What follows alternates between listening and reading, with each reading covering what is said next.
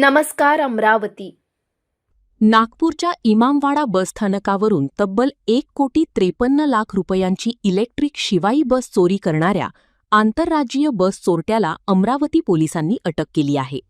धक्कादायक बाब म्हणजे आरोपीने ही बस चोरल्यानंतर अनेक वेळा प्रवासी घेऊन तिचा वापरही केल्याची कबुली दिली आहे. नागपूर येथील इमामवाडा बसस्थानकावर चार्जिंगला लावलेली MH49 BZ 8258 क्रमांकाची शिवाई इलेक्ट्रिक बस 1 जुलैच्या मध्यरात्री चोरीला गेली होती. या प्रकरणी गणेशपेठ पोलीस ठाण्यात गुन्हा दाखल करण्यात आला होता.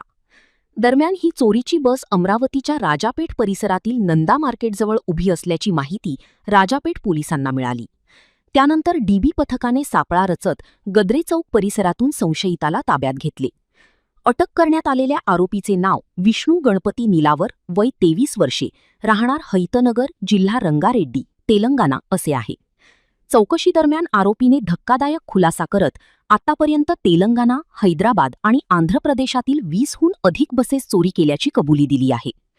चोरलेल्या बसेसमधील महागड्या बॅटऱ्या, टायर आणि इतर सुटे भाग विकून उर्वरित बस टाकून देण्याची त्याची पद्धत असल्याचे तपासात समोर आले आहे.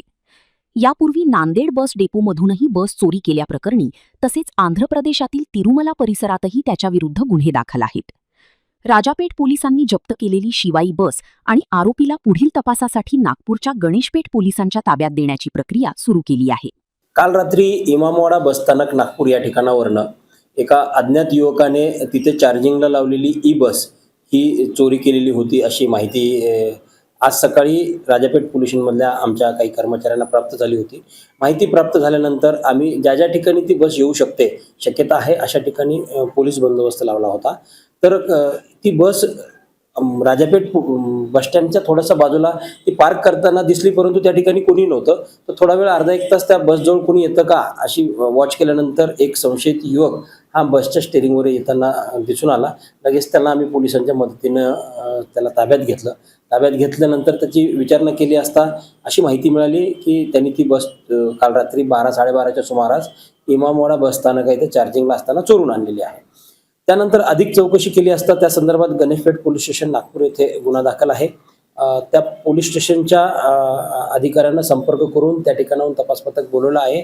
ती बस आणि तो आरोपी ही पुढील गणेशपेठ पोलीस स्टेशनला आपण वर्ग करीत आहोत.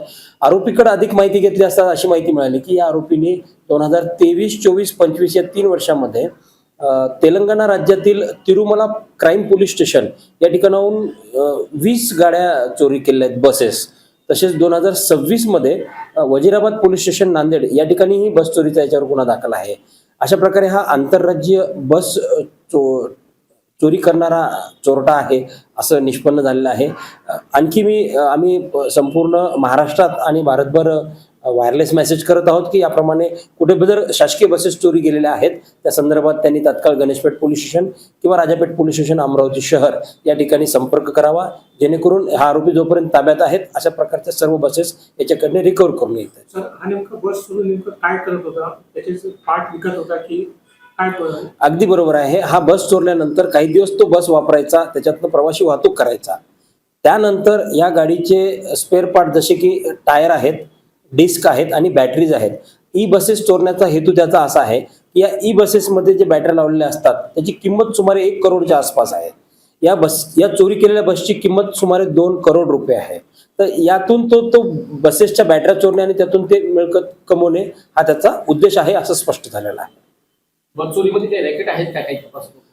त्याचा तपास आम्ही सध्या करतोय. अतिशय 2-4 तास झाले त्याला ताब्यात घेऊन.